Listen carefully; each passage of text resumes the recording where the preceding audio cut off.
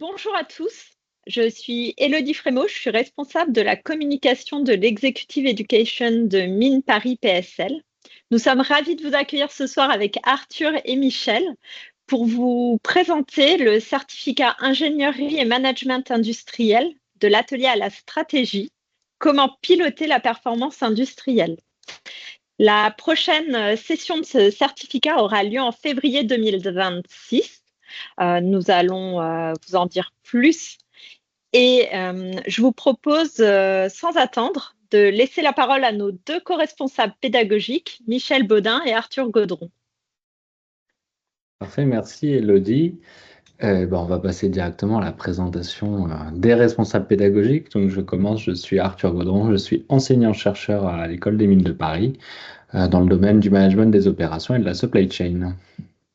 Et moi, c'est Michel Baudin et euh, depuis 45 ans, je travaille dans les usines ou sur les usines avec les dirigeants, les agents de maîtrise, les ingénieurs, les opérateurs pour améliorer la performance des usines. Et je vous parle depuis Palo Alto en Californie parce que c'est là que j'habite depuis très longtemps. Mais je fais l'aller-retour entre Paris et ici. Et le paysage que vous voyez derrière moi, c'est ce qu'on voit depuis les montagnes quand on se promène derrière chez moi. Ce que vous voyez derrière moi, c'est la Silicon Valley, en fait. Arthur? Merci Michel. Alors l'agenda pour les 15 à 20 minutes qui vont arriver sont d'abord, on va revenir sur les motivations qui nous ont poussé avec Michel à proposer cette formation. Les fondements sur ce quoi on s'appuie pour ce certificat. On va rentrer un petit peu plus dans le contenu avec Michel qui va aussi donner quelques petits éclairages, petits enseignements de son expérience qui donnent une idée de ce que vous pourriez retrouver dans le certificat. Puis enfin, des informations très pratiques. Et la vraie fin, ça sera les questions-réponses avec vous. Alors d'abord, pourquoi ce certificat? Je pense que tout le monde se rend compte d'une situation où les entreprises industrielles font face à des bouleversements structurels. On parle d'urgence climatique, de transition numérique, de quête de souveraineté des États. Et dans ce contexte, on pense que le pilotage de la performance industrielle est un levier décisif pour permettre aux organisations de s'adapter et de rester compétitives dans un environnement qui est incertain. Notre objectif, c'est bien de préparer les responsables opérationnels à jouer un rôle clé dans la transformation ou les transformations industrielles à venir. Alors, cette formation, elle s'appuie sur deux jambes. La première jambe, c'est le master spécialisé management industriel et systèmes logistiques. Donc, c'est un master qui existe depuis longtemps. Et donc, il faut savoir que le certificat, finalement, valide une partie des compétences de ce master qui a été créé en 1997, qui réunit aujourd'hui plus de 350 alumni. On a à cœur aussi de garder ces tailles de promotion humaine, à taille humaine, de 15-20 personnes. Bon, là, on monte un petit peu plus, mais pour conserver une qualité d'échange avec l'équipe pédagogique. On a l'habitude d'avoir à la fois des formations initiales, donc des personnes qui poursuivent leurs études, mais aussi des formations continues avec des personnes qui ont 5, 10, 15, 20 ans d'expérience. Donc on a aussi l'expérience de ce type de profil. Et maintenant, je vais laisser Michel parler de la deuxième jambe de la formation. Bien, cette formation est fondée sur un manuel que j'ai coécrit avec le professeur Torbjörn Netland de l'ETH de Zurich. Le manuel est paru en décembre 2022 et c'est le fruit de 5 ans de collaboration. Et donc, je voulais travailler avec un universitaire parce que j'ai pas l'habitude d'écrire des manuels universitaires. J'avais écrit d'autres livres qui étaient destinés à des professionnels en production. Et donc, pour pouvoir avoir tous les éléments nécessaires pour faire vraiment un manuel, c'était important d'avoir un co-auteur universitaire. Donc, contrairement aux nombreux manuels qui sont spécialisés soit sur la gestion des opérations, soit sur la supply chain, soit sur la technologie des procédés, notre livre s'occupe des interactions entre toutes les composantes d'une unité de production industrielle comprise en tant que système. Donc, il y a 5 parties.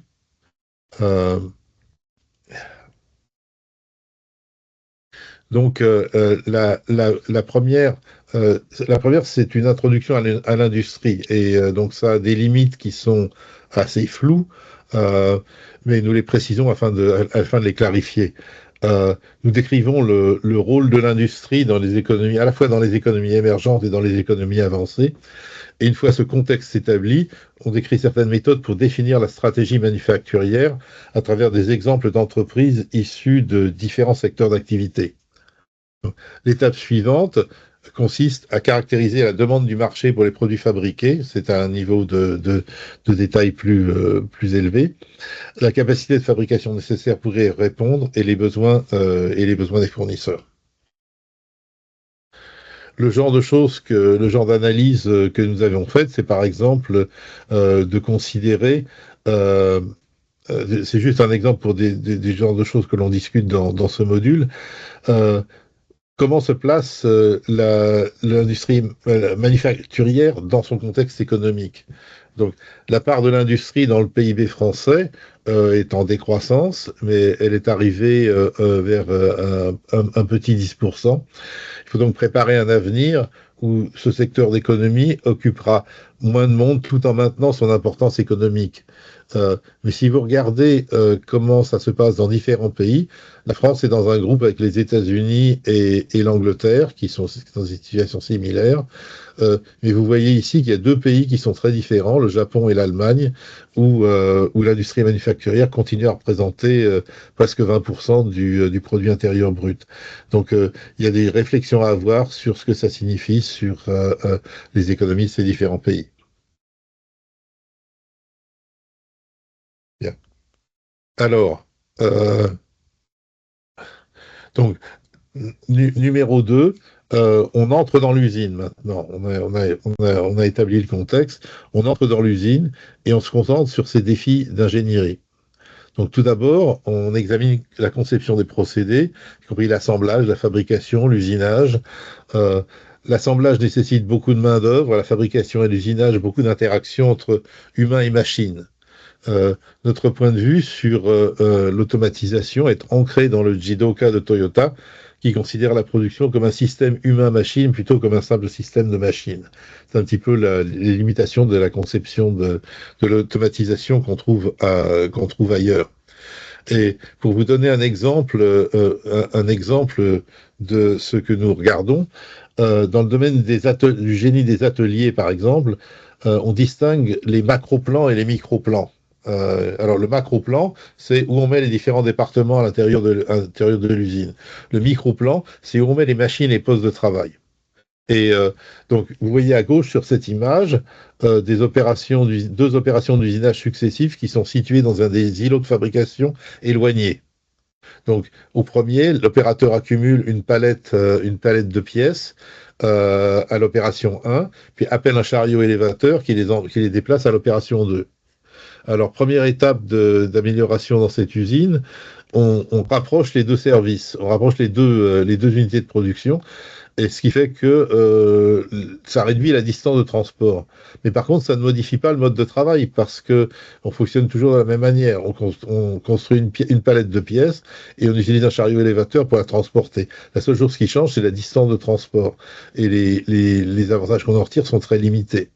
Maintenant, il faut regarder la troisième image à droite. Là, maintenant, on est allé beaucoup plus loin et on a mis les deux machines successives côte à côte de telle manière à ce qu'une pièce sortant de la première va directement dans la deuxième. Et là, ça fait une grosse différence. Et ce sont le genre de choses qu'on travaille au niveau du micro-plan. Et la littérature relative à la conception des plans de masse dans les usines est en général concentrée sur le macro-plan. Mais dans une usine réelle, en réalité, c'est le micro-plan qui fait la différence. Donc, alors, troisième volet, troisième partie, l'information. Donc, on s'est préoccupé de la conception des ateliers, des machines, etc.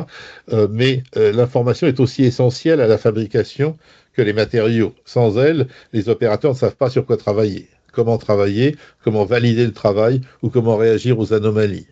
Donc, alors, qu'est-ce qui s'est passé dans ce domaine-là principalement, l'évolution la plus importante de la deuxième moitié du XXe siècle, c'est la programmabilité. Donc c'est vraiment un changement radical qui a introduit sur la manière dont les humains interagissent avec les machines, et il a transformé le travail de tout le monde, des managers, des ingénieurs, des techniciens de maintenance et des opérateurs de production. Ils ne fonctionnent plus de la même manière. Donc nous examinons l'impact des technologies opérationnelles, c'est-à-dire celles qui agissent directement sur des machines, des technologies de l'information, celles qui agissent qui présentent de l'information à des managers sur des écrans, depuis ce qui se passe à l'intérieur des machines de production jusqu'au soutien à haut niveau. Et puis nous approfondissons les questions spécifiques liées à la planification et au contrôle, ainsi qu'à la gestion des données techniques. Donc, bien. Donc ensuite, alors donc, on a regardé la conception des ateliers, les mouvements les flux d'informations. Maintenant, on regarde attendez,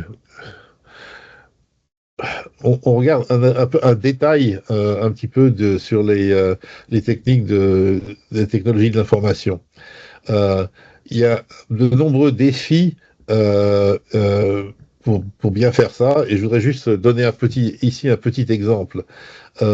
Les feux verts, jaunes et rouges que l'on met sur des tours, au-dessus des machines, dans des tours, constituent un outil de communication simple et efficace, tant pour les opérateurs que pour les agents de maîtrise. Mais les fournisseurs de ces dispositifs conspirent pour les rendre compliqués et inintelligibles en ajoutant davantage de couleurs de feu, en autorisant des combinaisons de feu avec des clignotements lents, des clignotements rapides et des schémas sans clignotement, et en attribuant à ces combinaisons des significations qui varient avec chaque station et qui en fait rendent le système inutilisable. Donc, dans ce genre de contexte, le problème, c'est de maintenir la simplicité qui fait qu'on arrive à avoir quelque chose d'utile. Bien, donc, alors, dans la circulation des matériaux, pour l'instant, on a regardé la conception des outils, la circulation de l'information. Maintenant, la circulation des matériaux. Il faut apporter aux lignes de production les matériaux dont elles ont besoin. Donc, on commence par la logistique interne, c'est-à-dire le travail qui se fait à l'intérieur des murs de l'usine, entre les entrepôts et les lignes de production. Ensuite, on passe à la logistique externe, qui a quelque chose de particulier, c'est qu'elle implique une collaboration avec des fournisseurs et des services logistiques tiers. Ce sont des unités qui sont séparées et qui ont leur propre centre de décision. Les pièces et les produits doivent souvent être stockés, ce qui nécessite des compétences en gestion d'entrepôts. Les fournisseurs sont des entités commerciales indépendantes. La gestion du réseau d'approvisionnement, du point de vue du fabricant, englobe des techniques visant à réduire ou à éliminer les fluctuations sauvages qui sont connues sous le nom d'effet coup de fouet et qu'on adresse en se focalisant sur le développement des fournisseurs, des relations avec les fournisseurs. Donc, concrètement, un outil qui est apparu dans ce domaine, c'est les tournées de laitier. Donc, dans le cas de la gestion des flux de matière, le concept de tournée de laitier permet de réduire massivement les stocks de produits entrants en cours de fabrication et finis, tout en les maintenant équilibrés. Ça implique des fréquences et des équipements différents dans des applications entrantes, internes et sortantes, comme vous voyez sur ce diagramme. Ce concept existe depuis des décennies et constitue une amélioration majeure de la logistique interne et externe, mais ce n'est pas encore été massivement mis en œuvre. Cette partie de notre formation couvre les détails de son fonctionnement, y compris la gestion des conteneurs. Cinquième partie, la gestion des performances, améliorer les performances. Les flux d'informations ainsi que le travail des personnes doivent être améliorés en permanence pour renforcer la compétitivité durable d'une entreprise manufacturière. Ça soulève à son tour la question de la définition des mesures de performance pertinentes, compréhensibles et exploitables, et leur utilisation de manière à éviter des jeux contre-productifs. Il s'agit de la gestion des performances qui doit être effectuée à la fois pendant les opérations normales et dans les situations d'urgence. L'expérience des dernières décennies a permis d'élaborer un ensemble de connaissances sur l'amélioration de performance. Il suggère que l'amélioration de la qualité devrait faire l'objet d'une attention particulière, ce qui est le cas dans cette formation. En outre, la programmation des machines, leur entretien est l'autre tâche qui restera à terme du ressort de l'humain. Alors, un exemple de ce qui m'avait frappé, c'est les deux photos que vous voyez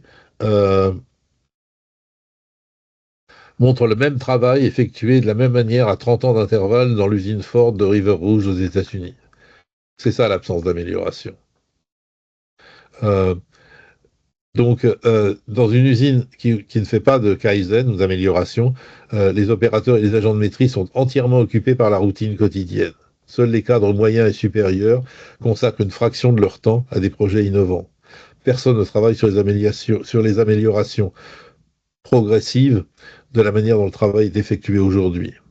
En revanche, le Kaizen implique les employés à tous les niveaux, dans des activités d'amélioration à des degrés divers. Entre l'amélioration et la routine quotidienne, la frontière est nette. Entre l'innovation et l'amélioration, elle est floue. En outre, les compétences acquises et les leçons tirées des améliorations progressives alimentent de nouvelles conceptions de lignes ou d'usines. Dans cette partie de la formation, nous examinons comment le faire en France en 2026. Merci Michel. J'espère déjà que nous espérons que les exemples ont résonné en vous et que ça vous apportera de la matière à réflexion et vous donnera aussi envie de suivre la formation. Et je vais prendre les dernières minutes qui nous restent dans le temps imparti pour parler rapidement du format pédagogique. Alors, si le bullet point va bien venir m'aider. Alors, d'abord, il y a un accompagnement à la posture d'apprentissage, c'est-à-dire qu'on s'attend aussi à des personnes qui reviennent, on va dire, sur le banc de l'école. Donc, on prend ça aussi en compte, c'est-à-dire qu'on va pas, le but, c'est pas de faire un apprentissage complètement descendant avec un cours magistral. On fait plus ça, de toute façon, même aussi avec les formations initiales. Et donc, c'est vraiment avoir des personnes qui auront toutes les possibilités de développer leurs compétences. Donc, ça veut dire un accompagnement pas seulement pendant la phase de présentiel, de face à face pédagogique, mais aussi entre les cours, ce qui va demander aussi un travail entre les différents modules de formation pour pouvoir préparer les cours, pour pouvoir réviser les cours, pour pouvoir aussi avancer sur le projet à la fin qui devrait être présenté. C'est aussi une formation personnalisable. On s'adresse à un public qui est professionnel, qui est en poste, et donc le but c'est que les personnes viennent aussi un peu avec leurs problèmes. Et selon les différents modules, on va tenter, on verra comment est-ce qu'on le fera, de utiliser ce qu'on voit en cours par rapport au cas spécifique des personnes, à la fois pour que ça aide chacun des apprenants et des apprenantes, mais aussi que les autres apprenants puissent apprendre finalement de cette communauté d'apprentissage et donc de faire un partage d'expérience entre les apprenants. Pour l'organisation, vous retrouverez les dates sur le site internet, mais donc ça sera entre le 11 février et le 21 septembre, donc ça représente 11 jours de formation égrenés par des périodes de 2 jours. Chaque module, vous avez vu, il y a eu 5 modules de 2 jours. Dans ces 11 jours, il y aura 1 jour de visite industrielle, parce qu'il faut aller sur le terrain, et 1 jour, donc ça sera le 21 septembre, qui sera consacré à la certification. Donc là, on va attendre un travail de réflexion sur tout le long de la formation. Vous allez être guidé dans ce travail-là aussi, pour pouvoir nous assurer que vous avez bien acquis les compétences visées par la formation. On vise un maximum de 20 participants. Comme je vous l'ai dit au départ, on vise la taille humaine pour favoriser les échanges et les interactions. C'est la marque de l'école des mines, donc on va s'y attacher. Le public cible, je le répète, des personnes qui sont dans l'industrie.